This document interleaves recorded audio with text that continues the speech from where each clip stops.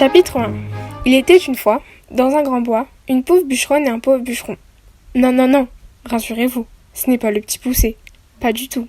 Moi-même, tout comme vous, je déteste cette histoire ridicule. Où et quand a-t-on vu des parents abandonner leurs enfants, faute de pouvoir les nourrir? Allons.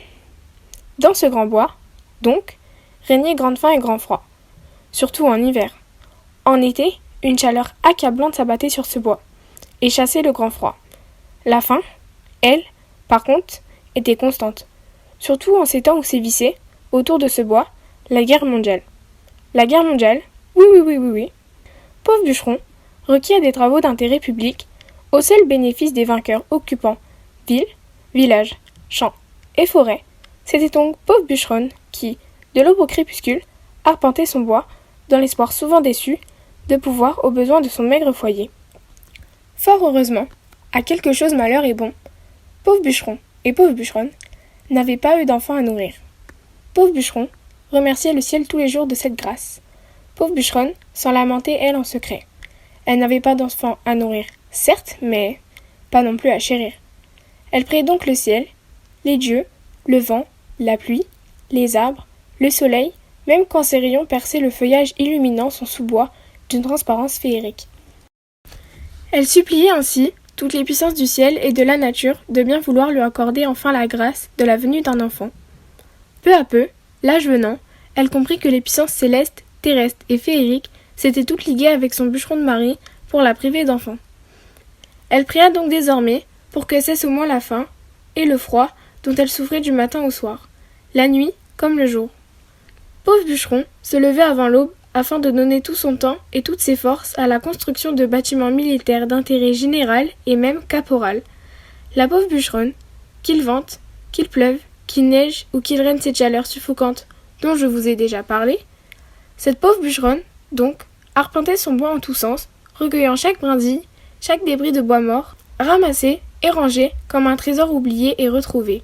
Elle relevait aussi les rares pièges que son bûcheron de mari posait le matin en se rendant à son labeur. La pauvre bûcheronne, vous en conviendrez, jouissait de peu de distraction. Elle marchait la faim au ventre, remuant dans sa tête ses vœux qu'elle ne savait plus désormais comment formuler. Elle se contentait d'implorer le ciel de manger, ne serait-ce qu'un jour à sa faim.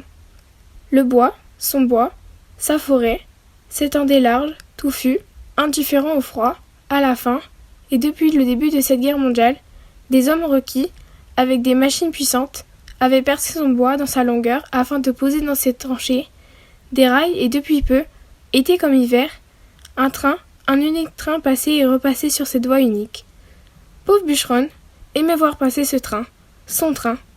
Elle le regardait avec fièvre, s'imaginait voyager elle aussi, s'arrachant à cette faim, à ce froid, à cette solitude. Peu à peu, elle régla sa vie, son emploi du temps, sur les passages du train. Ce n'était pas un train d'aspect souriant. De simples wagons de bois, avec une sorte d'unique lucarne, garnie de barreaux, dont était orné chacun de ces wagons. Mais comme pauvre bûcheronne n'avait jamais vu d'autre train, celui-ci lui convenait parfaitement. Surtout depuis que son époux, répondant à ses questions, avait déclaré d'un ton péremptoire qu'il s'agissait d'un train de marchandises. Ce mot, marchandise, acheva de conquérir le cœur et d'enflammer l'imagination de la pauvre bûcheronne. Marchandises, un train de marchandises. Elle voyait désormais ce train débordant de victuailles, de vêtements, d'objets. Elle se voyait parcourir ce train, se servir et se rassasier. Peu à peu, l'exaltation fit place à un espoir. Un jour peut-être, demain ou le surlendemain, ou n'importe quand, le train aura enfin pitié de sa faim et au passage lui fera l'onome d'une de ses précieuses marchandises. Bientôt, elle s'enhardit. S'approchant du train, le plus possible, l'appelant, le huant d'un geste, l'implorant de la voix ou le saluant simplement quand elle était trop loin pour y arriver à temps. Enfin, quelquefois, une main dépassait d'une de ses lucarnes et lui répondait. Quelquefois aussi, l'une de ses mains lançait à son intention quelque chose qu'elle courait alors ramasser en remerciant le train et la main. Ce n'était la plupart du temps qu'un bout de papier qu'elle défroissait avec soin et un immense respect avant de le replier et de le ranger sur son cœur. Était-ce l'annonce d'un cadeau à venir ? Longtemps, après le passage du train, lorsque la nuit tombait, lorsque la faim se faisait trop sentir, lorsque le froid la mordait davantage, et afin que son cœur ne se serre pas trop, Elle redépliait le papier, avec un respect religieux, et elle contemplait les gribouillés inintelligibles, indéchiffrables. Elle ne savait ni lire, ni écrire en aucune langue. Son bonhomme de mari, lui, savait un peu. Mais elle ne voulait partager avec lui, ni personne, ce que son train lui offrait. Chapitre 2. Dès qu'il découvrit ce wagon de marchandises, wagon à bestiaux, vu la paille au sol, il sut que leur chance était derrière eux. Jusque-là, de Pithiviers à Drancy, ils avaient eu la chance au moins de ne pas être séparés. Ils avaient vu, hélas, tous les autres, les malchanceux, partir les uns après les autres pour on ne sait où, et eux étaient restés ensemble. Ils devaient, pensait-il, cette grâce à la présence de ses jumeaux chéris, Henri et Rose, Erchaleux et Rouraleux. En vérité, les jumeaux s'étaient d'abord manifestés au pire instant, au printemps 1942. Était-ce le moment de mettre au monde un enfant juif ? Pire, 2 enfants juifs d'un coup ? Fallait-il les laisser naître ainsi sous une bonne étoile jaune ?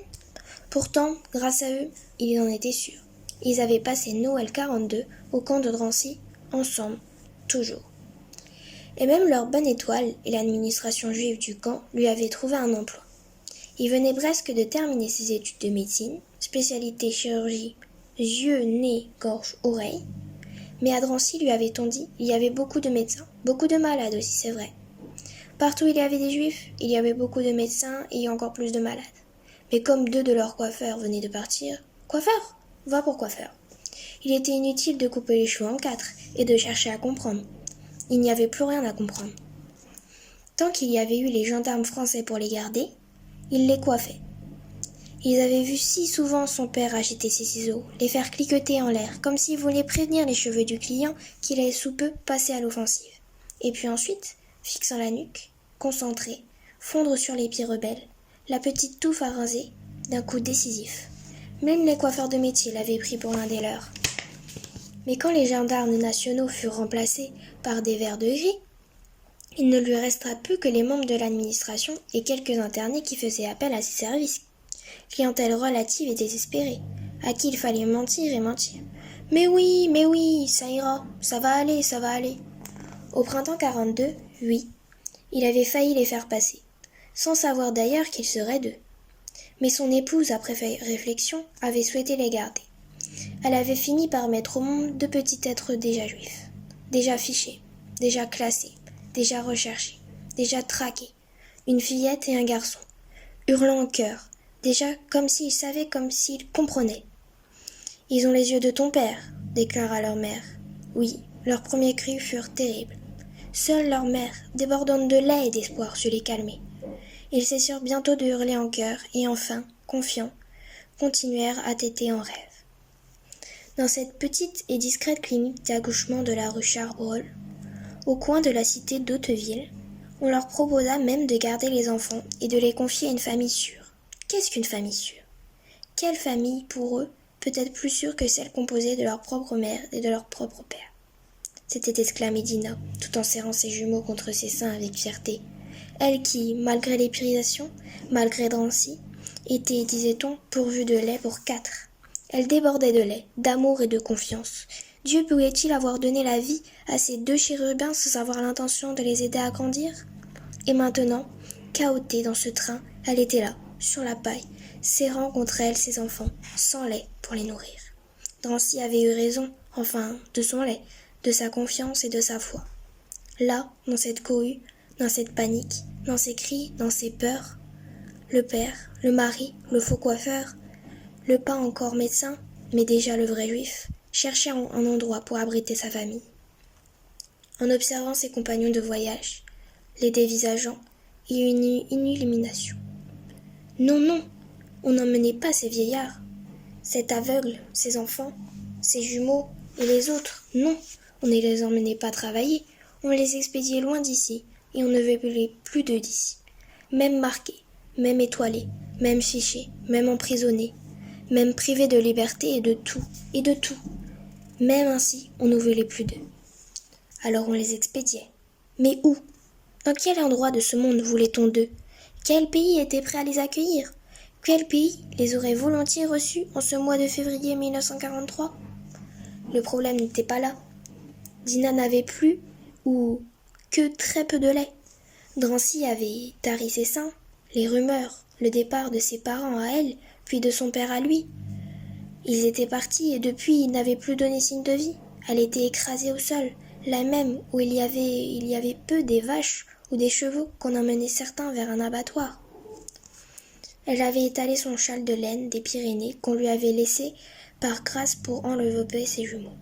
Le froid régnait, la guerre, la peur. Elle en berçait un, l'autre alors pleurait. Elle berçait l'autre, le premier grognait. C'étaient 2 beaux bébés, un garçon, une fille. Le choix du roi, leur répétait-on. Les plus beaux bébés du monde, avec eux, 2. Vous voilà comblés pour la vie. Moi j'ai eu 3 filles avant d'avoir mon garçon. Vous avez déjà les 2. Où sont-ils maintenant? Chacun y allait de ses souvenirs, de ses cris, de sa colère. L'abattement, l'exaspération. Une femme chantait en yiddish, une berceuse. Dina comprenait les yiddish, mais affectait de ne pas le connaître. Que faire? Que faire? Se demandait l'ex-fou coiffeur. Jusque-là, il avait cru remplir son rôle de père à la perfection, malgré toutes les difficultés, malgré les obstacles. Il avait su protéger ses jumeaux. Il avait obsédé l'administration du camp. Ses jumeaux, mes jumeaux. C'étaient devenus les jumeaux de tout le monde, ceux qu'il fallait sauver, protéger, et voilà. Il se sentait démuni, dépassé, il ne savait plus que faire. Il ne pouvait plus rester ainsi. Il se devait de reprendre son rôle, il lui fallait trouver une solution. Déjà 2 jours de voyage. L'odeur insoutenable. Le seau sur la paille, dans un coin, et la honte partagée, la honte voulue, prévue par ceux qui les expédiaient on ne sait où. Les réduire à rien d'abord, puis à moins que rien, ne rien laisser d'humain en eux, soit.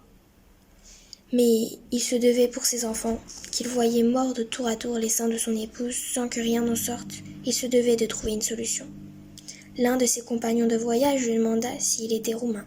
Oui, il était roumain. Le roumain lui dit que lui, avant, était roumain aussi et que maintenant, il était apatride, d'origine roumaine. Dans ce wagon, il y avait beaucoup d'apatrides d'origine roumaine, où ils avaient pris à Paris ou d'ailleurs en France. L'un d'entre eux, donc, lui parla de Lassie. « Vous connaissez Lassie ? Bien sûr que je connais Lassie. Il y avait un beau groom là-bas. Un beau groom ? Il est à la guerre là-bas, comme ici. Plus besoin de beau groom. Non, un beau groom. Ils ont mis des milliers de juifs dans un train à Lassie et ils ont fait rouler ce train, et rouler, jusqu'à ce que les juifs dans ce train meurent de chaleur, de soif, de faim. À chaque gare où le train s'arrêtait, on le débarrassait de ses morts et le train repartait avec les survivants. Parfois, il repartait dans l'autre sens, il roulait en sens inverse. Le train n'allait nulle part, le seul but du voyage, c'était ça, jeter sur le quai à chaque gare. Ici, vous voyez bien qu'on avance, on ne s'arrête pas, et puis qu'on a froid, qu'on n'a pas chaud. C'est comme à Lassie, je vous dis. Comme à Lassie. Depuis, à chaque arrêt du train, en pleine voie, il craignait qu'on reparte dans l'autre sens, qu'on s'arrête dans une gare et qu'on jette des wagons, les mourants, les enfants, les vieillards. Il se mordait les mains. Que faire? Que faire? Il gagna la lucarne en s'excusant, poussa un là, repoussant l'autre. Là, un vieillard, essayant de reprendre son souffle, il haletait. L'asthme, lui dit-il. Puis il sourit au père des jumeaux. Il hocha la tête et le regarda avec des yeux qui semblaient avoir déjà tout compris. Des yeux qui avaient, depuis sa naissance, tout prévu. Il n'avait pas l'air surpris. Il avait juste besoin d'un peu d'air. La neige dehors ralentissait la marche du train, puis le train s'immobilisa un court instant avant de repartir, devenu soudain asthmatique lui aussi. C'est alors qu'il comprit. Il bouscula les uns et les autres. Il rejoignit le châle de laine des Pyrénées. Surtout, ne pas choisir. Surtout, ne plus réfléchir. Se saisir de l'un des deux, ne pas choisir entre le garçon et la fille. Il prit le premier qui lui tomba sous la main. Il avait déjà sorti de sa poche son châle de prière. L'enfant somnolait. Dina le regarda un instant, puis referma les yeux, elle aussi, serrant l'autre jumeau. Lui, tout en dépliant son châle, regagna la lucarne. Les barreaux permettaient de sortir un bras. Le train reprit un peu de vitesse, il découvrit la forêt, les arbres, croulant sous la neige. Il distingua une silhouette qui semblait courir après le train, levant les pieds hauts dans la neige et qui criait. Il serra l'enfant, l'enveloppa dans son châle de prière. L'asthmatique le fixait et semblait lui dire des yeux « Ne fais pas ça, ne fais pas ça, ne fais pas ce que tu veux faire !» Mais lui était résolu. Pas assez de lait pour 2, peut-être assez pour 1. Fébrile, il souleva l'enfant, enveloppé dans le châle. La tête paraissait-elle l'asthmatique alors lui dit en yiddish. « Ne fais pas ça !» Mais le père le fixa et fit comme s'il ignorait totalement le yiddish. La tête passée, les épaules suivraient. Puis il fit un geste en direction de la vieille qui s'arrêta, agenouillée dans la neige comme si elle remerciait le ciel. Le train sortit du bois. Chapitre 3. Pauvre bûcheronne, ce matin-là, comme tous les matins, tôt, très tôt, dans ce demi-jour d'hiver, s'essouffle dans la neige afin de ne pas manquer le passage de son train. Elle se presse et se presse, ramassant ça et là quelques branchages que le poids de la neige et de la nuit a brisés et jetés au sol. Elle court, arrachant ses pieds chaussés de peau de renardeau, retournés et façonnés par les soins de son pauvre bûcheron de mari. Elle court, arrachant les renardeaux à la neige. Elle court, et quand enfin elle débouche haletante dans la clairière qui borde la voie ferrée, elle entend son train âner. Tout comme elle, s'essouffler, gémir, ralentir comme elle. Gênée par cette neige épaisse et drue qui les empêche l'un et l'autre d'avancer. Elle fait des gestes de ses bras tout en hurlant « Attends-moi, attends-moi !» Le train âne et avance, mais cette fois-ci, en passant, il lui répond. Le train de marchandises, le convoi 49, lui répond. Et non pas d'un signe, mais d'un geste. Pas un de ces gestes accompagnant le jet de ces misérables morceaux de papier froissé et gribouillés à la hâte par une main maladroite. Non, un geste, un vrai geste. D'abord, un drapeau a surgi de l'étroite lucarne, brandi par une main humaine ou divine, qui le lâche soudain, et le drapeau vient déposer sa charge dans la neige à quelques 20 pas de notre pauvre bûcheronne qui en tombe à genoux, main serrée sur sa poitrine, ne sachant que faire pour remercier les cieux. Enfin, après tant de vaines prières. Mais la main dans la lucarne se tend maintenant vers elle, et d'un doigt péremptoire, impérieux, lui fait signe de ramasser le paquet. Ce paquet est pour elle seule, il lui est destiné. Pauvre bûcheronne se débarrasse alors de son maigre fagot d'hiver et, aussi vite que la neige le lui permet, elle se précipite sur le petit paquet pour l'arracher de la neige. Puis, avidement, fébrilement, elle défait les nœuds comme on arrache l'emballage d'un cadeau mystérieux. Alors apparaît, ô merveille, l'objet qu'elle appelait depuis tant de jours de ses vœux, l'objet de ses rêves. Mais voilà que le petit paquet, l'objet à peine défait, au lieu de lui sourire et de lui tendre les bras, comme le font les bébés sur les images pieuses, s'agite, hurle, serre les poings, les brandissant bien haut dans son désir de vivre, torturé par la faim. Le paquet proteste et proteste encore. Notre pauvre bûcheronne serre le petit être contre elle, l'enfouissant sous ses fichus superposés, et la voilà qui se met à courir et courir encore, serrant son trésor contre sa poitrine. Soudain, elle s'immobilise. Elle sent une bouche avide qui vient téter son maigre sein. Puis cesse et hurle de nouveau, s'agitant encore davantage, se débattant, criant, hurlant. Il a faim. Cet enfant a faim. Mon enfant a faim. Elle se sent devenue mère, à la fois heureuse et mortellement inquiète. Comblée, mais dépassée. La voilà mère, et mère sans lait. Mon enfant a faim. Que faire? Que faire? Pourquoi le dieu du train de marchandises ne lui a-t-elle pas fait don de lait pour nourrir l'enfant qu'il lui offre? Pourquoi? À quoi pensent donc les dieux? Avec quoi veulent-ils que je le nourrisse? Arrivé au logis, le petit paquet posé sur le lit se tortille de plus belle. Animé par l'énergie, du désespoir et d'une faim de loup pris au piège. Pauvre bûcheronne allume alors un feu, verse de l'eau dans sa bouilloire et cherche encore. Pendant que l'eau bout, elle trouve un reste de cacha qu'elle va faire macérer dans l'eau bouillie. Mais avant, pour calmer son petit paquet, elle tend son doigt vers la bouche avide. Le petit paquet s'en empare et tète, avec une rage obstinée. Puis soudain, s'avissant de la supercherie, il cesse de téter et se remet à hurler. Pauvre bûcheronne, pleurant en écho, le prend contre elle, tout en écrasant la cacha pour en faire une bouillie qu'elle tente, à l'aide d'une cuillère, de glisser dans la bouche hurlante.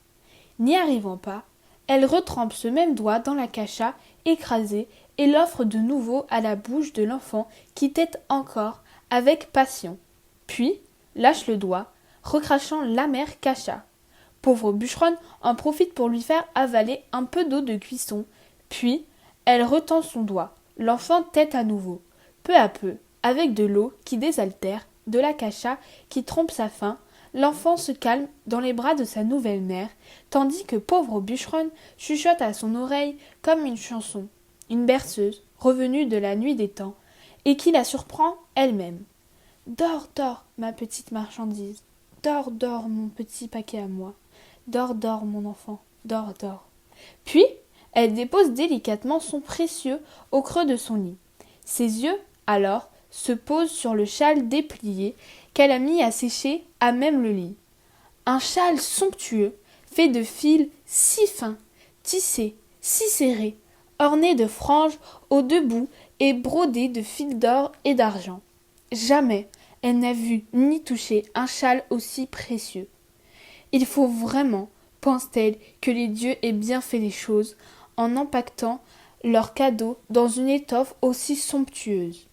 Bientôt, elle s'assoupit à son tour, son petit paquet, sa petite marchandise chérie, serrée dans ses bras, enveloppée dans le châle féerique. Elle dort, notre pauvre bûcheronne, elle dort, son bébé bien serré dans ses bras. Elle repose du sommeil des justes, elle dort là-haut, bien plus haut que le paradis des pauvres bûcherons et des pauvres bûcheronnes, bien plus haut encore que l'Éden des heureux de ce monde.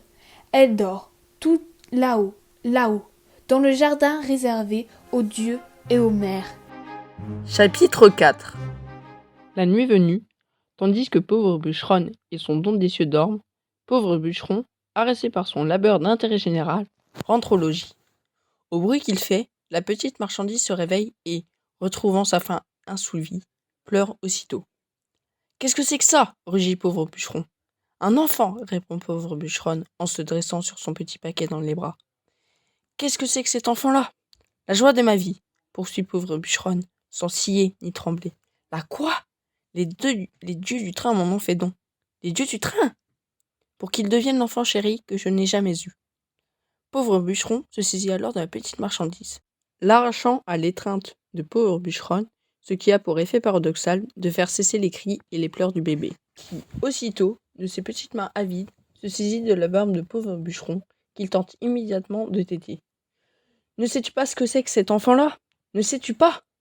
Et il lâche soudain l'enfant sur le lit dans un geste de dégoût, comme on jette un rebut, un morceau de viande avariée. « Il pue ! Ne sais-tu pas à quelle espèce il appartient ? » « Je sais que c'est mon petit ange à moi, » déclare pauvre bûcheronne, tout en reprenant l'enfant dans ses bras. « Et ça deviendra le tien, si tu le veux bien. Cela ne peut être ni mon, ni ton petit ange. C'est un rejeton, de la race maudite. Ses parents l'ont jeté du train dans la neige, car ce sont des sans-cœurs. Non, non, non, non. Ce sont les dieux du train qui m'en ont fait don. Tu déparles, la vieille. Une fois grand, il sera comme eux, sans cœur. Pas si c'est nous qui l'élevons. Et comment le nourriras-tu ? Il est si petit. Tout à l'heure, je lui ai donné un doigt à sauter, et cela a suffi à calmer sa faim.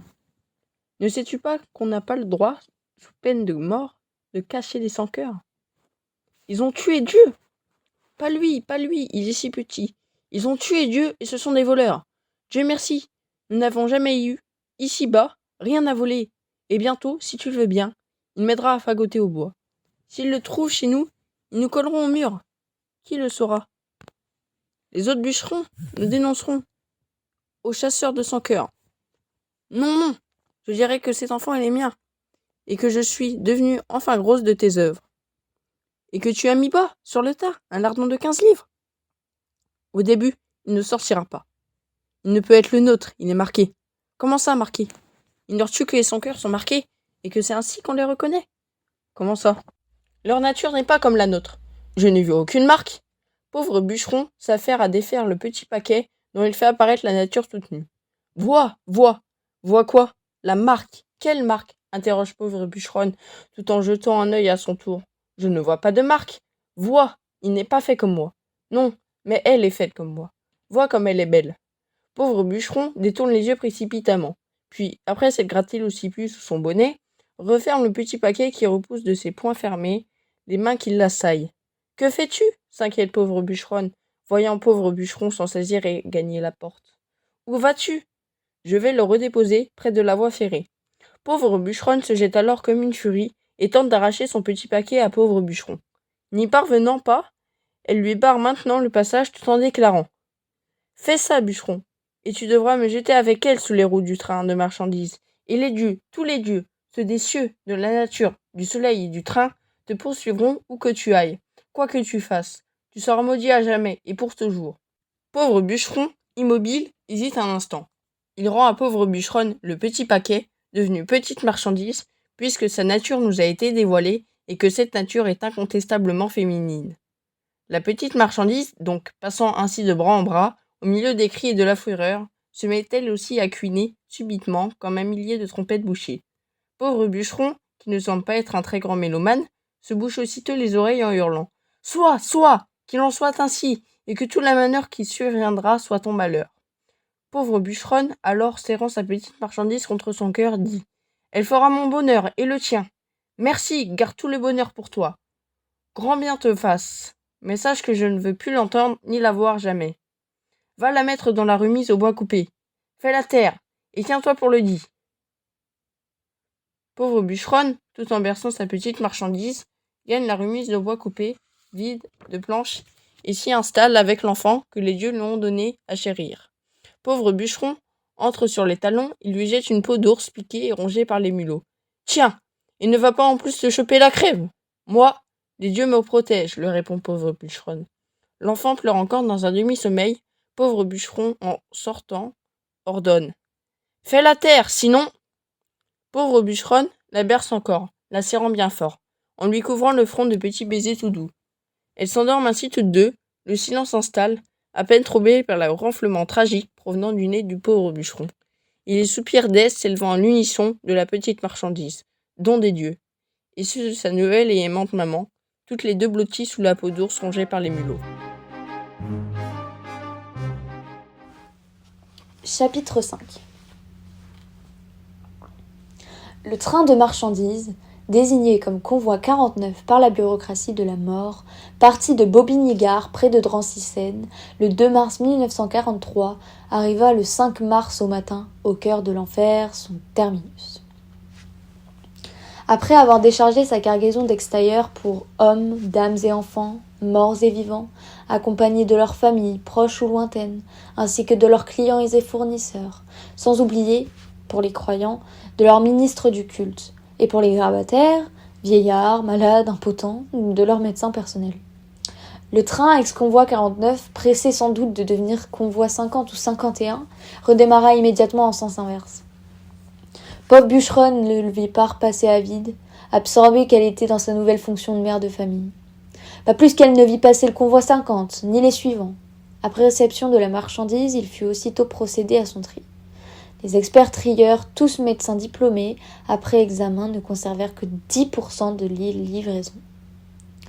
Une centaine de têtes sur 1000, le reste, le rebut, vieillards, hommes, enfants, femmes, infirmes, s'évapora après traitement en fin d'après-midi dans la profondeur infinie du ciel inhospitalier de Pologne. C'est ainsi que Dina, dite Diane, sur ses papiers provisoires et son tout nouveau livret de famille, et son enfant Henri, frère jumeau de Rose, s'affranchirent de toute pesanteur en gagnant les limbes du paradis promis aux innocents. Dans bien des contes, et nous sommes bien dans un conte, on trouve un bois.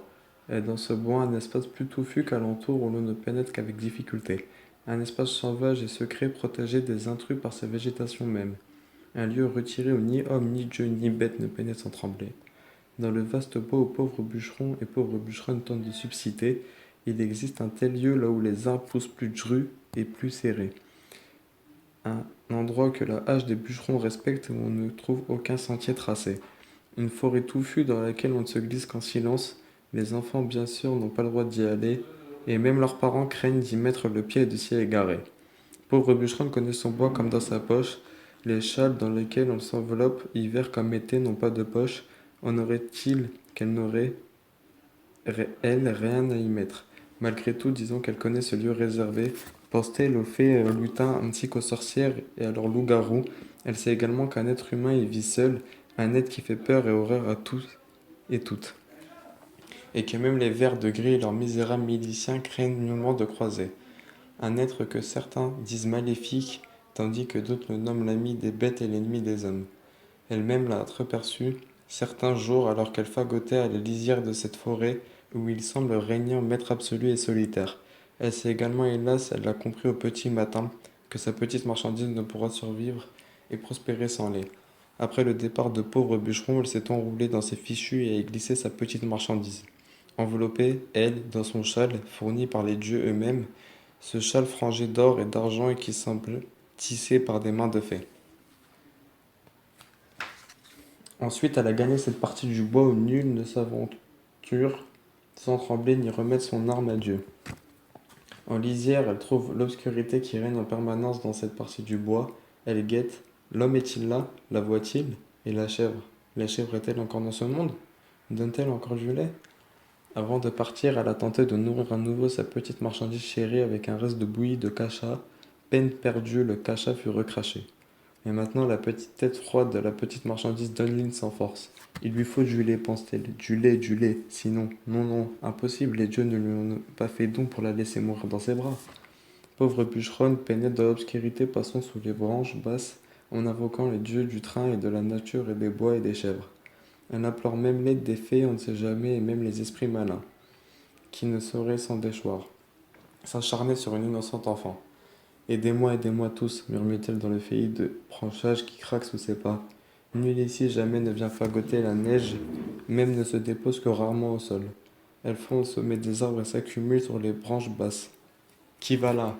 Pauvre bûcheronne s'immobilise, une pauvre bûcheronne, répond-elle d'une voix tremblante. La voix reprend. Que la pauvre bûcheronne ne fasse plus un pas. Elle s'immobilise, la voix reprend. Que veut la pauvre bûcheronne? Du lait pour son enfant. Du lait pour son enfant? On entend alors comme un rire sinistre. Puis après quelques grattements de bottes sur le bois pourri, paraît un homme coiffé d'une chapka et armé d'un fusil. Pourquoi ne le donne pas du tien?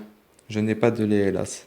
Et si cet enfant que tu vois, elle sort l'enfant de sous son châle, n'a pas de lait aujourd'hui, elle mourra. Ta fille mourra? La belle affaire. Tu en feras une autre, je n'ai plus l'âge. Et puis cet enfant m'a été confié par le dieu du train de marchandises qui passe et repasse sur la voie ferrée. Que n'a-t-il donné du lait avec? Il laisse échapper de nouveau une sorte de rire amer à glacer les os. La bûcheronne répond craintive mais décidée. Il a oublié. Les dieux ne peuvent penser à tout. Ils ont tant à faire ici-bas. Et ils le font si mal, conclut l'homme. Puis après un silence, il l'interroge encore. Dis-moi, pauvre bûcheronne, d'où veux-tu que je te tire du lait? Du pis de ta chèvre. Ma chèvre? Comment sais-tu que j'en ai une? Je l'ai entendu beuler en fagotant à la lisière de ton domaine. Il rit encore, puis sérieux, se reprend et demande. Que me donneras-tu en échange de mon lait? Tout ce que j'ai. Et tu as quoi? Rien, c'est peu. Tous les jours que les dieux feront, je viendrai hiver comme été t'apporter un fagot contre 2 gorgées de lait. Tu veux me payer mon lait avec mon bois? Ce n'est pas ton bois, ce n'est pas le tien non plus. Pas plus que ton lait n'est ton lait. Comment ça? C'est le lait de ta chèvre? Mais cette chèvre est mienne. Rien dans la vie ne se donne sans contrepartie. Sans lait, ma fille va mourir sans contrepartie. Tant de gens meurent. Ce sont les dieux qui me l'ont confiée. Si tu m'aides à la nourrir, elle vivra. Ils t'en seront reconnaissants et ils te protégeront. Ils m'ont déjà se protéger comme ça. Il arrache sa chapka et découvre un front cabossé, une tempe écrasée et une oreille manquante. Désormais, je me passe de leur protection et me protège tout seul. Et ton gardien vit cependant. Et ta chèvre aussi. Grand merci. Je t'amènerai 2 fagots chaque jour pour une seule gorgée de lait. On voit que tu t'y connais en affaires. Il rit encore. Les dieux ne t'ont-ils pas donné avec la fillette quelque objet précieux? Notre pauvre bûcheronne désolée va pour lâcher, hélas non. Quand soudain son visage s'éclaire, elle libère sa petite. Marchandise du châle de prière et le temps à l'homme, à la chèvre qui le prend avec dédain. C'est un châle on voit comme il est fin. L'homme se le passe autour du cou, regarde comme il est beau. À coup sûr, ce sont des doigts de fée qui l'ont tissé et brodé d'or et d'argent. La petite marchandise pleure doucement. Les grands cris sont passés, elle n'a plus de vigueur. L'homme à la chèvre et à la gueule cassée examine l'enfant puis conclut. Cette créature divine a faim comme un vulgaire enfant d'humain. Je vais te donner une mesurette de lait de ma chèvre. Ce qu'il te faudrait, c'est du lait d'ânesse, mais je n'en ai point. Alors ce lait de chèvre que je vais te donner pendant 3 mois tous les matins, tu le couperas d'eau bouillie, la proportion de 2 mesures d'eau pour une mesure de lait. Et tu le compléteras sa nourriture avec de la bouillie, et puis des fruits et légumes frais au printemps. Il lui rend l'enfant, elle la prend avec amour puis se jette aux genoux de l'homme et tente de lui embrasser la main. Celui-ci recule. Relève-toi. Pauvre bûcheronne escoulait ses larmes. Tu es bon, murmure-t-elle. Non, non, non. Nous avons conclu un marché. J'attends tes fagots dès demain. Qui t'a cassé la tête, homme de bien? La guerre, celle-ci? Une autre, qu'importe. Ne t'agenouille plus jamais devant moi ni devant quiconque. Ne dis plus jamais que je suis bon et ne va pas répondre le bruit que j'ai une chèvre et que je donne du lait. Viens, je vais te donner ce qui te revient. Ainsi fut fait. Tous les matins, la pauvre bûcheronne déposa son fagon et ramassa en retour un gorgeton de lait chaud. Et c'est ainsi que la pauvre petite marchandise misérable et si précieuse grâce à l'homme, des bois et à sa chèvre subsista et survécut. Cependant, elle n'était jamais rassasiée et la faim la travaillait sans cesse. Elle suçait tout ce qui lui tombait sous la bouche, et redevenue vigoureuse, elle hurlait sans retenue. Chapitre 7.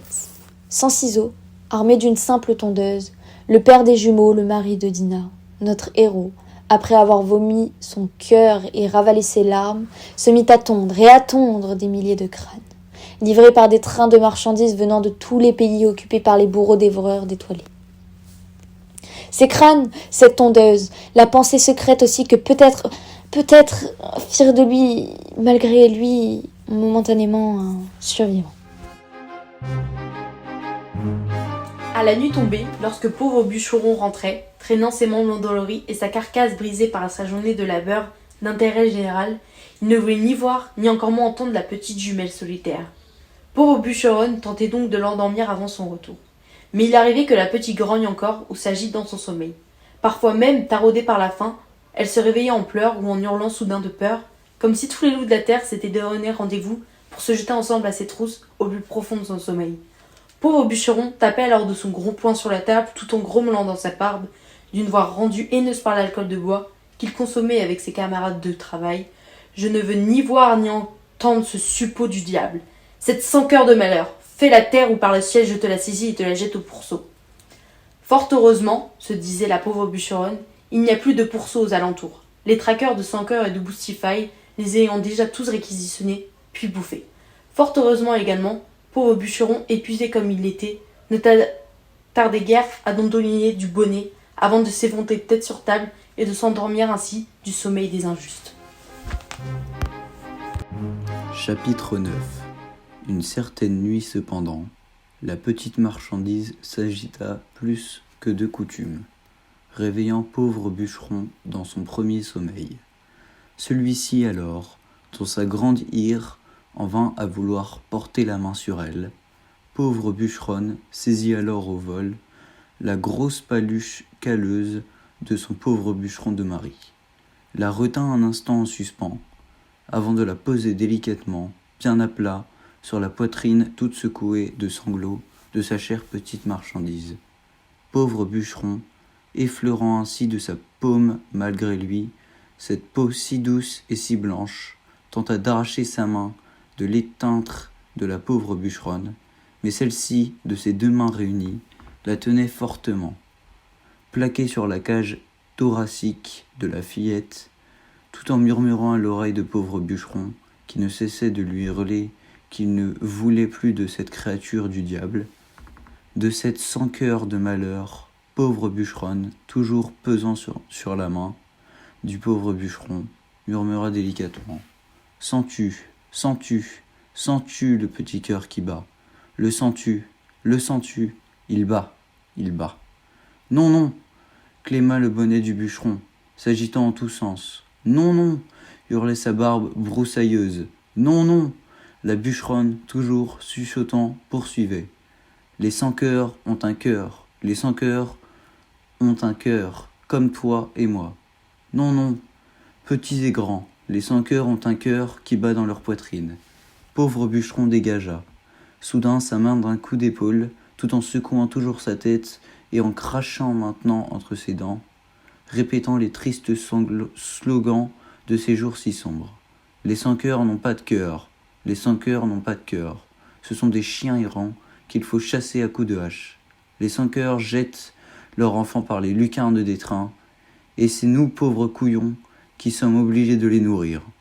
Il crachait ainsi sa bile la plus noire, tout en éprouvant lui-même un trouble, une chaleur, une douceur, nouvelle que le bref contact de sa paume avec la paume et le cœur de sa petite marchandise avait fait naître jusque dans son propre cœur, à lui qu'il sentait battre. Désormais, dans sa propre poitrine, lui, son cœur battait, comme en écho avec le petit cœur de la petite marchandise, qui se calma enfin dans les bras de la bûcheronne, et qui tendait maintenant ses petits bras en direction du pauvre bûcheron.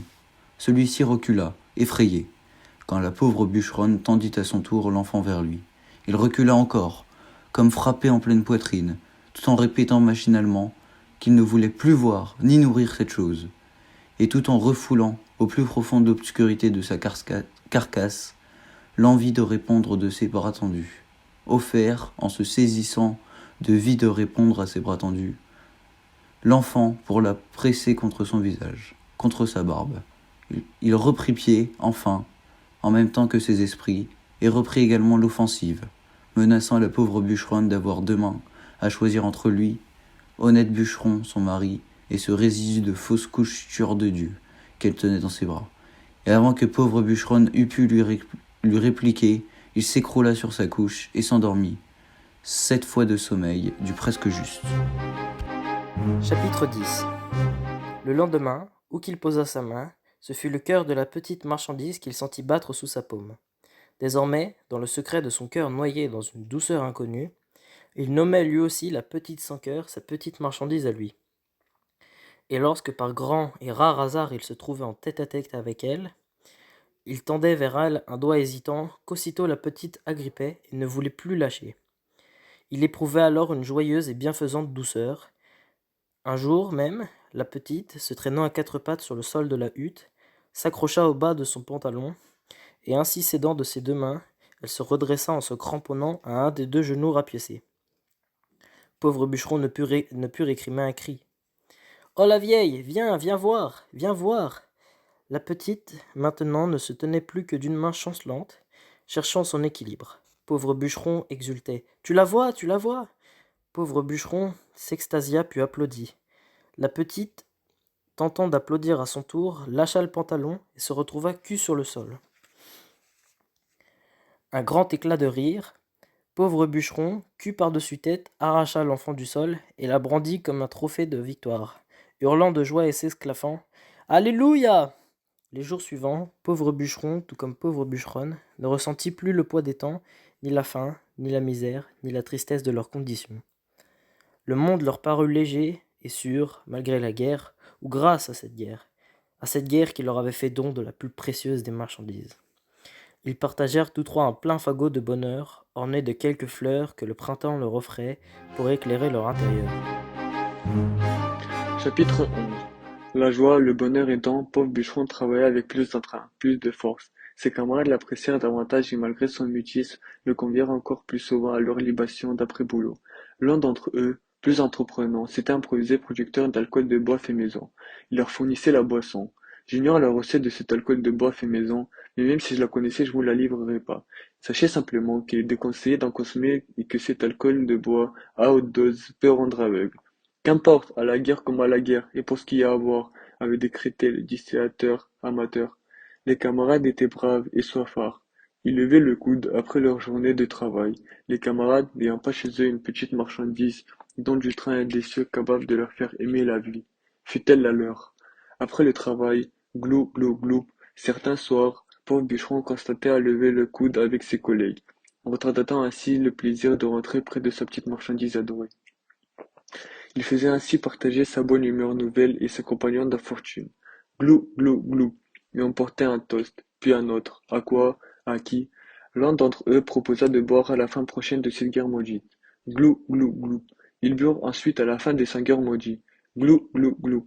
Un camarade à propos des 5 heures déclara alors que le train qui passait plein convoyait repassait vite transportait tant ne sait où des sans-cœurs venus des 7 coins du monde. Un autre renchérit, pendant que nous on se crève le cul et la paillasse pour des salaires de misère, les sans-cœurs, eux, s'en baladaient gratos en trains spéciaux. Un troisième précisant enfin, les sans-cœurs ont tué Dieu et ont voulu cette guerre. Ils ne méritent pas de vivre et leur guerre maudite ne finira que lorsque la terre se sera enfin débarrassée d'eux à jamais. Glou, glou, glou. À leur disparition, glou, glou, glou.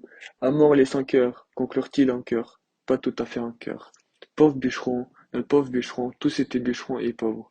Le nôtre donc avait bu mais s'était tu. Les camarades se tournèrent alors vers lui comme un seul homme, attendant d'entendre sa parole. Ils n'eurent pas longtemps à attendre. Glou, glou, glou. Pauvre bûcheron s'essuya la bouche d'un revers de poignet, puis dans le silence, il s'entendit dire et se sourit lui-même, les sans-cœurs ont un cœur. Quoi, qu'est-ce qu'il dit, qu'est-ce qu'il veut dire? Pauvre bûcheron alors se surprit encore à proférer, d'une voix assourdissante cette fois, d'une voix qu'il n'avait jamais senti sortir de sa propre gorge. Pauvre bûcheron, dis-je, après avoir jeté son gobelet de fer sur la table branlante qui s'écroula, reprit, les sans-cœurs ont un cœur. Puis il partit d'un bon pas, zigzagant ses pas dents vers sa hutte, son chez-soi, sa hache sur l'épaule, effrayé soudain d'avoir ainsi crié sa vérité. La vérité. Les enquêteurs ont un cœur. Effrayé et en même temps soulagé et fier d'avoir crié à la face des autres, de s'être libéré, d'avoir fini soudain toute une vie de soumission et de mutisme, il marchait vers sa bûcheronne bien-aimée et vers la prunelle de ses yeux, que l'alcool de bois n'avait pas réussi à détruire ce soir-là. Il marchait vers sa petite marchandise, dont les dieux, ou on ne sait qui d'autre, lui avait fait don. Il marchait. Il sentit alors son cœur battre et battre. Puis il se surprit à chanter en marchant, une chanson qu'il n'avait jamais chantée, ni celle-là, ni une autre d'ailleurs.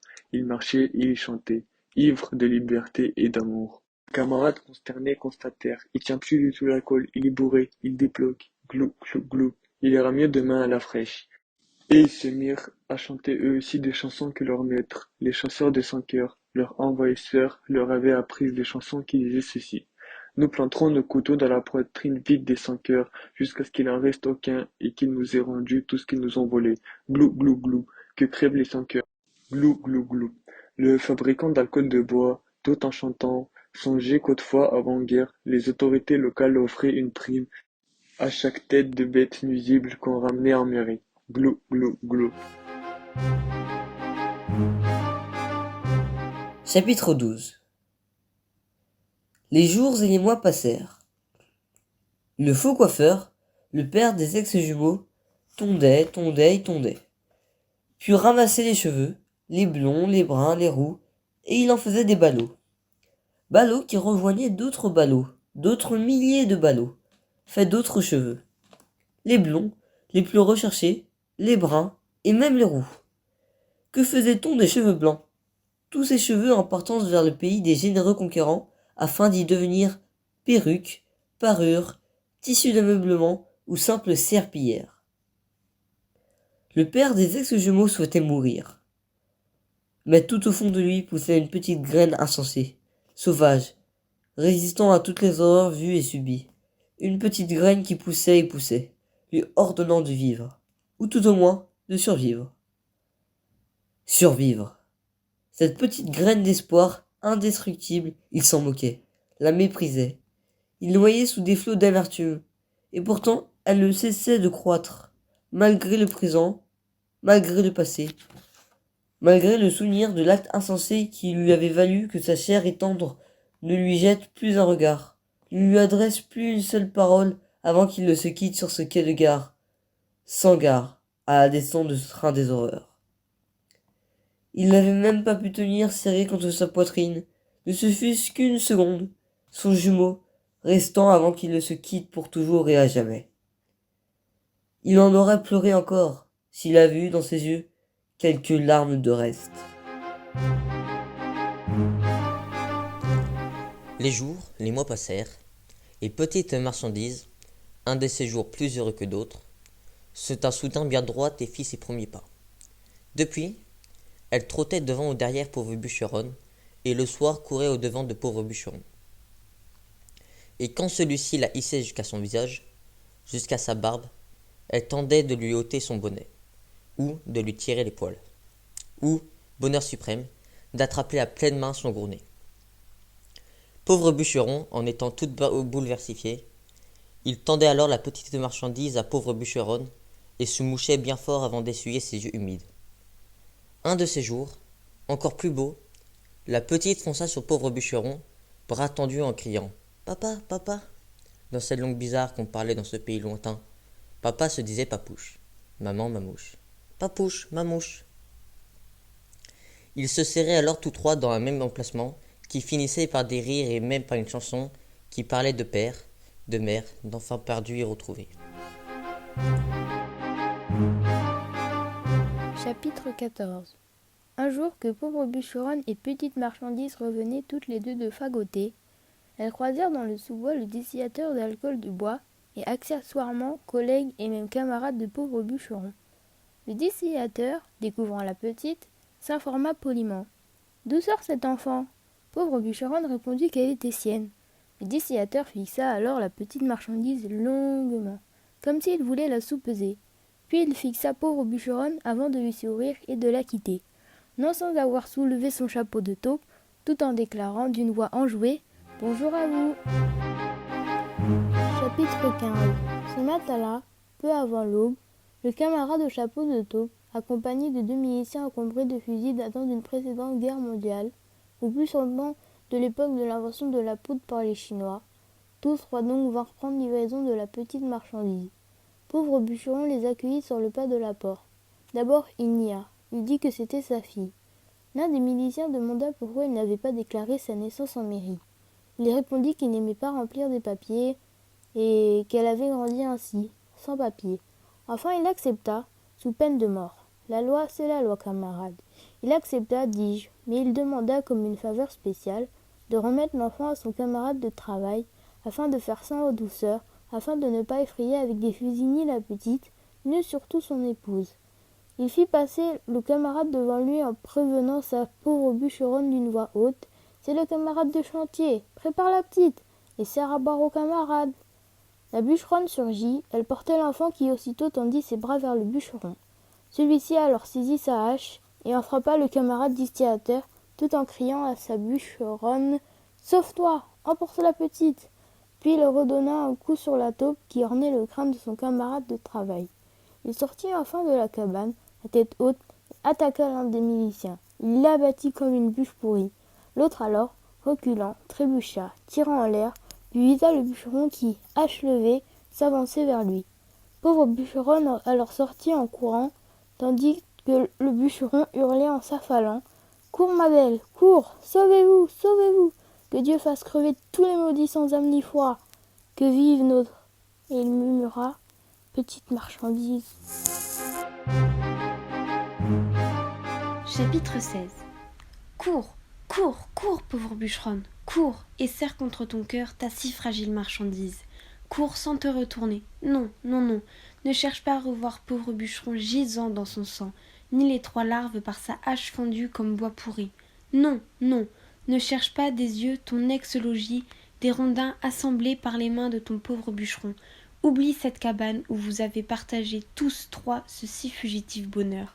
Cours, cours, cours, et cours encore. Courir vers où? Où courir? Où se cacher? Cours sans réfléchir. Va, va, va. 3 devant toi. Non, non, non. Ne pleure pas. Ne pleure pas. Il n'est pas temps de pleurer. Dans la poitrine de pauvre bûcheronne, là où repose, bercée par la course, sa petite marchandise tant aimée, là, dans sa poitrine allaitante, son cœur cogne, cogne et cogne, puis soudain se tord. La douleur lui coupe les jambes, arrache son souffle. Elle sent que les chasseurs de son cœur sont déjà à ses trousses pour lui arracher sa petite marchandise chérie. Elle veut s'arrêter, glisser au sol, s'y répandre, disparaître dans les fougères, se dissoudre dans l'herbe haute en serrant de plus en plus fort sa petite tant aimée. Mais à ses pieds, les renardeaux veillent. Ils courent, ils courent, ils courent. Ils ont l'habitude, eux, de poursuivre et d'être poursuivis. Ils courent, ils s'arrachent du sol. Ils courent sans peur et sans reproche. Vers où? Où courent-ils? N'ayez crainte, ils savent s'y rendre. Ils connaissent le chemin du salut. Et soudain, Voici pauvre bûcheronne et sa si précieuse petite marchandise en lisière de cette partie du bois si touffu que nul ne sait comment y pénétrer. Les renardeaux, eux, ne ralentissent même pas l'allure. Ils s'y jettent, ils rebondissent d'une racine à l'autre, se heurtant aux branches basses, trébuchant sur les débris de bois mort qui jonchent le sol. Une voix alors, une voix connue, à la fois crainte et souhaitée, retentit. « Qui va là ?» Pauvre bûcheronne, crie-t-elle, tandis que les renardeaux courent toujours. Que veut pauvre bûcheronne ? Asile, asile pour moi, Emma, dont les dieux m'ont fait don. La voix reprend. J'ai entendu des coups de feu. T'était-il destiné ? Il voulait me la... Avance, marche sans crainte. Il voulait... Pauvre bûcheronne est hors d'haleine.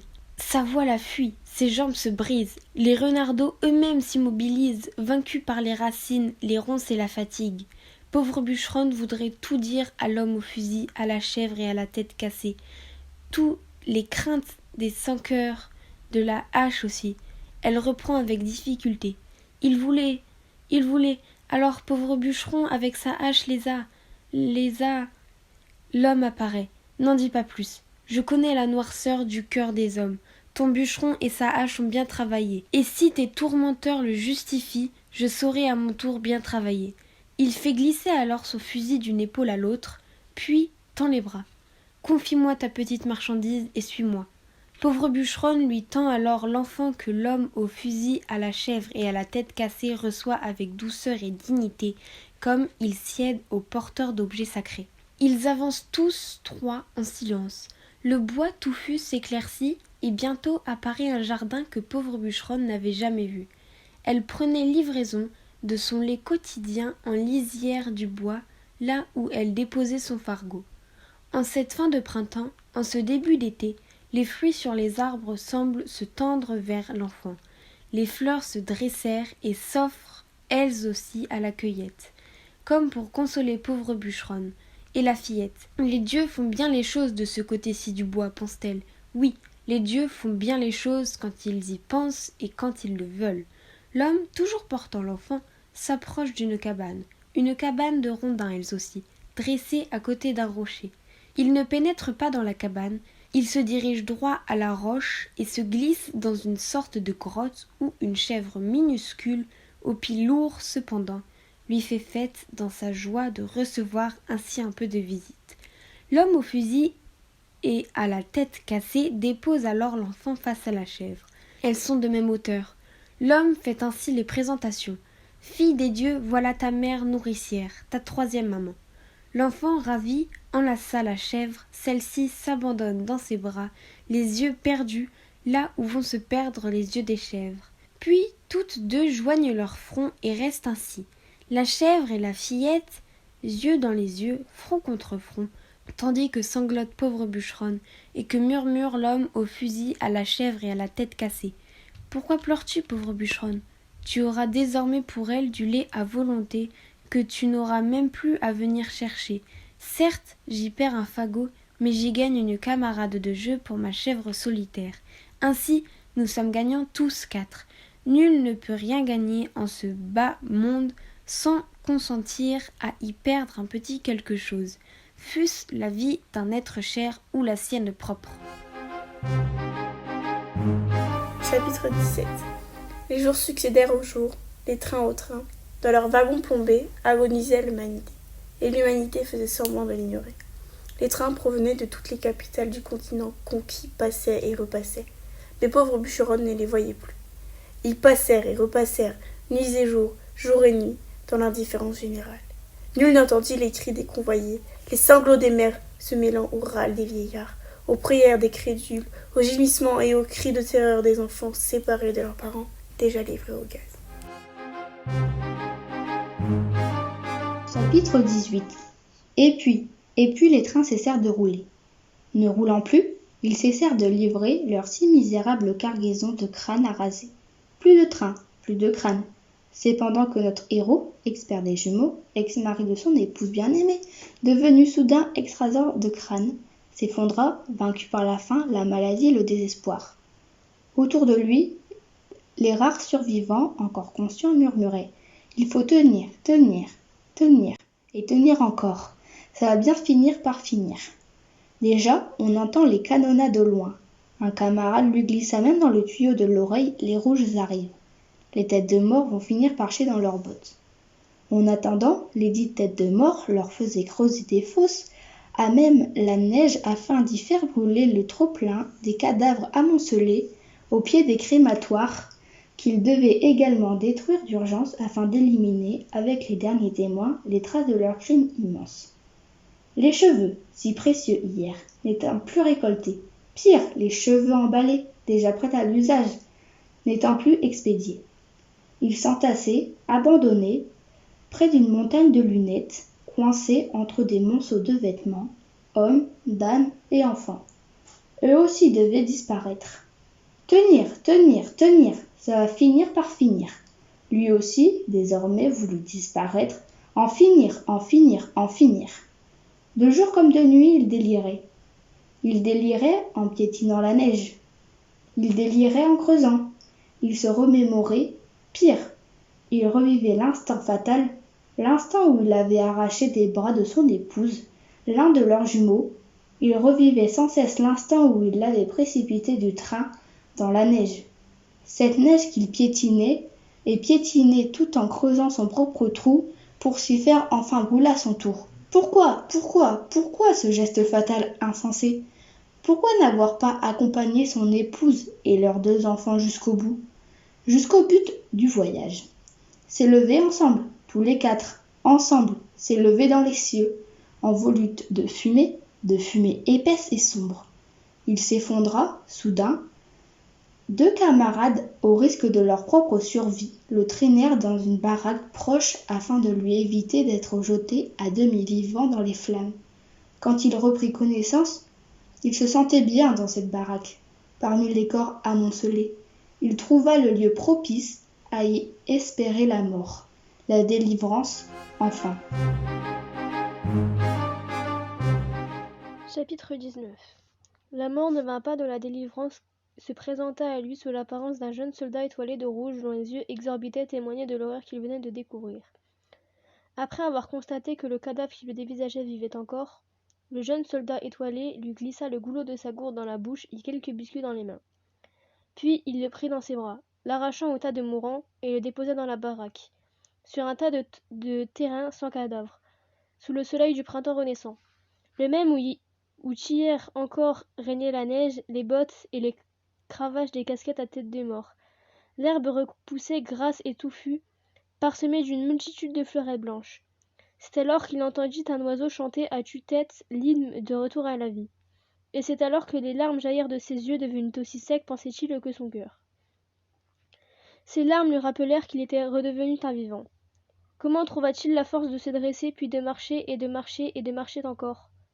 Le chant du rossignol suffit-il pour que naisse l'idée que sa fille, sa si petite, inconnue et chérie, avait pu survivre, peut-être elle aussi, et que si elle avait survécu, il se devait désormais, il en avait le devoir de tout faire pour la retrouver.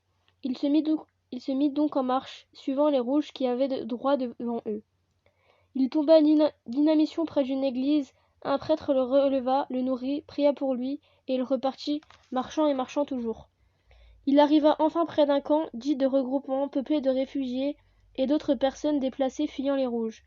Mais rattrapé par leur avantage fulgureux, son aspect spectacle, orné de son numéro tatoué sur son bras avant, lui servit de passeport. Il y fut logé et nourri, mais une fois installé, il revécut l'instant fatal, le train, la neige, le bois, le châle, la vieille, l'espoir aussi. Et surtout, le regard de son épouse se détournait à lui à jamais et pour toujours. Pourquoi n'avait-il pas laissé le sort en commun les détruire tous les 4 ensemble? Pauvre Bruchonne ne s'aperçut pas que les trains de marchandises ne traversaient plus son bois. Trop captivé par le spectacle de sa petite marchandise, à elle qui grandissait et prospérait à vue d'œil. La petite ne cessait de rire, de chanter, de gazouiller et de danser avec la chèvre devenue plus que sa sœur, sous l'œil bienveillant de l'homme au fusil et de la tête cassée. Pauvre bûcheronne ne se souvenait pas alors avoir vécu tant de bonheur tout le long de sa vie. L'homme au fusil, lui, guettait, l'oreille tendue vers l'est, il savait que les rouges avançaient. Il se réjouissait tout en les craignant. Il les craignait comme il avait craint les vers de gris à tête de mort ainsi que leurs valets et autres collaborateurs. Une fois par semaine, il se rendait dans l'un des villages proches de sa forêt afin d'y troquer ses fromages de chèvre contre des produits de première nécessité. Là, on ne parlait que de la fin prochaine de cette guerre affreuse, avec espoir ou regret. Bientôt, les avions étoilés de rouge bombardèrent les positions des verts de gris. Sur la canonnade prit le relais. Les chasseurs de 5 heures désormais se tairent ou fuirent vers l'est. Fusil en main, l'homme à la tête cassée harpaissait son bref sur les flancs de son domaine, bien décidé à faire respecter ses droits de propriété aux nouveaux envahisseurs. 2 soldats rouges se glissèrent avec précaution dans le bois, apercevant un homme armé d'un fusil, il se couchait au sol d'une rafale de mitraillettes. Puis, avec précaution, l'un des soldats s'en approcha, retourna le corps du pied, puis constatant que le visage de l'homme n'avait rien d'attrayant, il adressa une grimace de dégoût à son compagnon en concluant d'une voix méprisante, un vieux moche. Constatant également que l'homme à terre était seul, il repartit rejoignant le groupe de la troupe des Étoiles Rouges qui préfèrent contourner le bois plutôt que s'y engager. Le lendemain matin, après une nuit d'angoisse, pauvre bûcheronne découvrit le corps gisant de l'homme à la tête cassée et au cœur compatissant. Elle pleura beaucoup, ce qui fit pleurer sa petite marchandise, et même la chèvre aux yeux tendres pleurait. Renonçant à l'ensevelir, elle recouvrit sa dépouille de branchages fleuris, puis pauvre bûcheronne improvisa une prière sous forme d'un remerciement et d'un souhait. Qu'enfin cet homme si bon trouve sa paix et le bonheur qui lui fut refusé sur cette terre, qu'il les trouve là où les dieux l'accueilleront. Elle eut des pensées pour les dieux du train, mais ne la formula pas. Elle n'avait pas confiance en eux. Elle savait que si son enfant avait survécu, ce n'était pas grâce à eux, c'est grâce à la main la lançant du train sur la neige. Grâce à la bonté de l'homme au fusil et à sa chèvre, bénissez-les, conclut-elle. Elle ramassa des quelques hardes, enveloppa les fromages fraîchement fabriqués et les ustensiles pour les faire dans le châle de prière. Puis, sa fillette à la main, sa chèvre tenue en laisse, chargée comme une baudet, elle se met en marche. Ne sachant où aller, elle se mit en marche, droit devant elle, vers l'est, là où, dit-on, le soleil continue de se lever. Sur la route, elle croisa des centaines de tanks et des camions étoilés de rouge. Elle traversa des villages en ruine et s'arrêtant enfin sur une place de l'un d'entre eux, choisissant une ruine qui lui paraît confortable, elle s'y installa. Elle étala le châle de prière sur un pan de mur encore debout. Il disposa ses quelques fromages rescapés et tendit les chalands. Sa fille confortablement installée sur ses genoux, tandis que sa chèvre boutait un reste de talus. Chapitre 20. Dans le camp dit de regroupement, se côté et se heurtent les anciennes victimes de leur ancien bourreau. Les uns cherchant à se reconstruire, comme on ne le disait pas encore à l'époque, les autres cherchant à se fondre dans la foule des réfugiés. Ne pas rester là, partir, fuir encore, soit, mais où aller? Où aller, se demandait notre héros, ex-raseur de crâne, ex-étudiant en médecine, ex-père de famille, ex-vivant devenu ombre. Retourner dans le pays d'où il était venu en train, après avoir été raflé par la police de ce pays? Partir vers où? Le nord, l'est, l'ouest? Et une fois là-bas, reprendre ses études de médecine? Ouvrir un salon de coiffure afin d'exposer au monde les cheveux coupés courts, très courts, la mode des crânes nus? Non, de toute manière, il ne pouvait quitter la région sans savoir si sa fille, sa petite fille si fragile, sa petite... Quel prénom portait-elle? Quel prénom lui avait-il donné?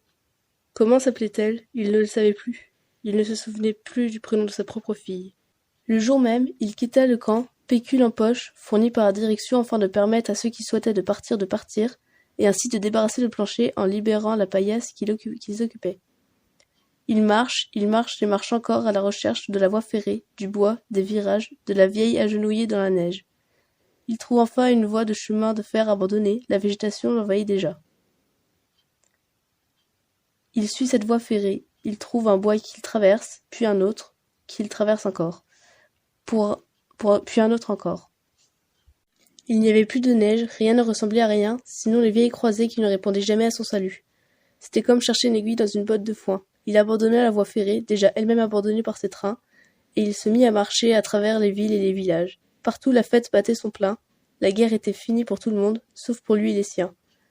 Les chants, les drapeaux, les discours, les pétards même, toute cette folie, toute cette joie lui rappelaient qu'il était seul, qu'il serait seul à jamais, seul à respecter le deuil, à porter le deuil de l'humanité, le deuil de tous les massacrés, le deuil de son épouse, de ses enfants, de ses parents à lui, de ses parents à elle. Il traversait les villes et les villages, tel un spectre, témoin des libérations, de la liesse, des saluts, des serments, plus jamais ça, plus jamais. Il ne savait pas ce qu'il cherchait au juste. Il marchait, sa tête lui tournait et il se rappelait qu'il avait faim. Il avait faim malgré tout. Sur une petite table, il vit des fromages, des tout petits fromages, il souda envie de fromage. Ces fromages minuscules s'étalaient sur une nappe bizarre qui ne convenait pas au fromage exposé.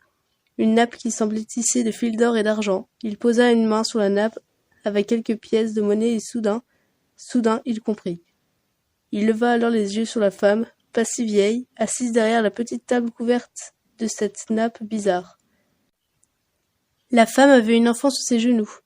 Toutes deux lui souriaient et semblaient l'encourager à choisir un des fromages. La vieille lui parla dans une langue qu'il ne comprenait pas. Elle lui fit signe de se servir, mais il n'avait d'yeux que pour la fillette. Celle-ci lui fit également signe des yeux et des mains de se servir et lui vanta leur qualité, puis elle lui désigna la chèvre à ses côtés, lui indiquant que c'était du lait de cette chèvre que les fromages naissaient. Il ne comprit pas tout, mais il comprit l'essentiel. Sa fille, c'était sa fille jetée du train, sa fille vouée au four, sa fille qu'il avait sauvée. Un cri terrible, un cri de joie, de peine, de victoire, un cri se forma dans sa poitrine, mais rien ne sortit de sa bouche. Il se saisit d'un fromage, fixant toujours la fillette, sa fille. Elle vivait, elle était heureuse, elle souriait. Il esquissa lui-même un sourire, puis tendit une main tremblante vers la joue de la fillette pour caresser cette joue tentante. La fillette se saisit alors de sa main et la porta à ses lèvres, avant d'éclater de rire. Il retira sa main précipitamment. Au bord du malaise, il se retira, toujours regardant la vieille, la chèvre et sa petite fille qu'il venait de remettre au monde. Il fixait de toute l'intensité de ses yeux cette marchande de fromage et sa propre fille assise sur ses genoux et s'embrassant. Il les fixa de tous ses yeux comme s'il voulait graver dans ses pupilles, dans son cœur, dans son âme leur image de bonheur partagé. Pourquoi se faire connaître? Pourquoi rompre l'équilibre? Qu'avait-il à apporter à sa propre fille? Rien, moins que rien. Il fit encore quelques pas, s'arrêtant encore. Peut-être fallait-il, malgré tout, peut-être devait-il, puis il s'arracha au prix d'un effort surhumain chargé d'une joie et d'une tristesse mêlées. Il s'éloigna à grands pas.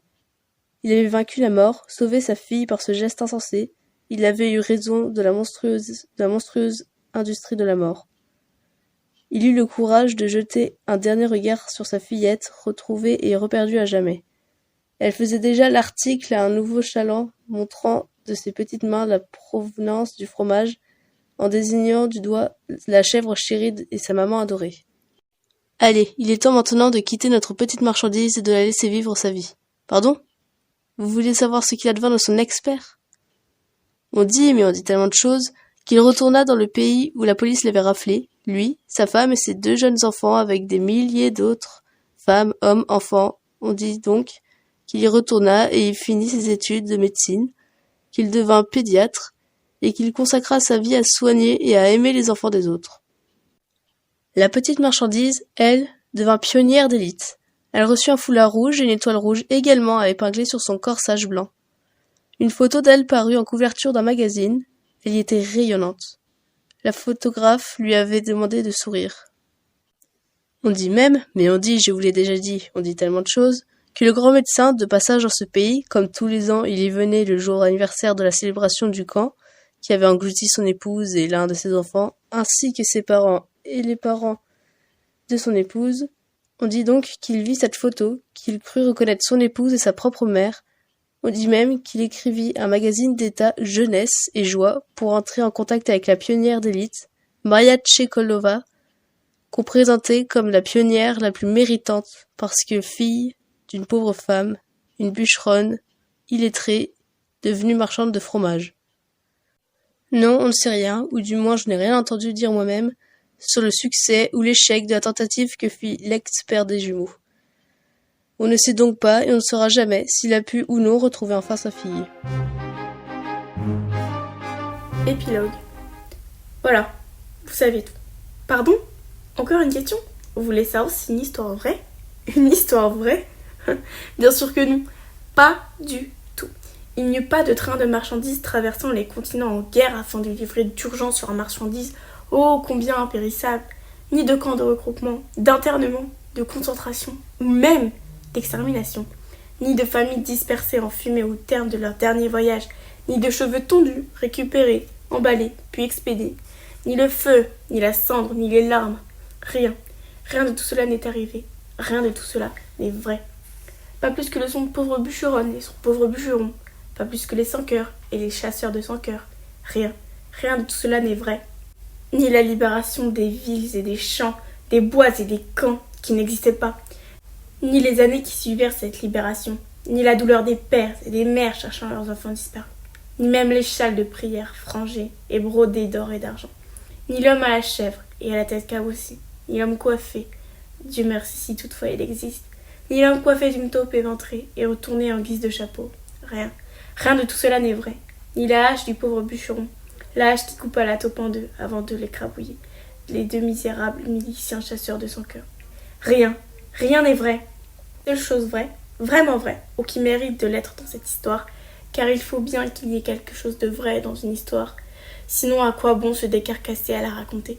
La seule chose vraie, vraiment vraie, donc, c'est la petite fille, qui n'existe pas, fut jetée d'un train de marchandises, par amour et par désespoir, fut jetée d'un train enveloppé d'un châle de prière frangé et brodé d'or et d'argent, châle de prière qui n'existait pas, fut jetée dans la neige aux pieds d'une pauvre bûcheronne sans enfant à chérir, et que cette pauvre bûcheronne, qui n'existait pas, l'a ramassée, nourrie, chérie et aimée, plus que tout, plus que sa vie même.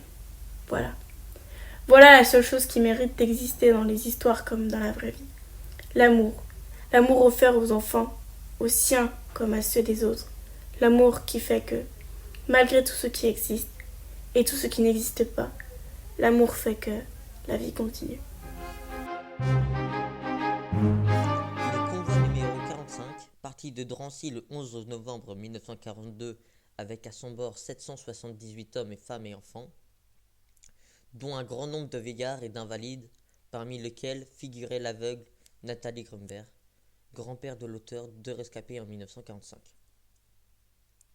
Le convoi 49 partit le 2 mars 1943, transportant un millier de juifs, dont le père de l'auteur, Zachary Grunberg, ainsi que Sylvia Menkes, née le 4 mars 1942, gazée le 4 mars 1943, jour d'anniversaire de sa naissance. En 1945, 6 survivants dont 2 femmes.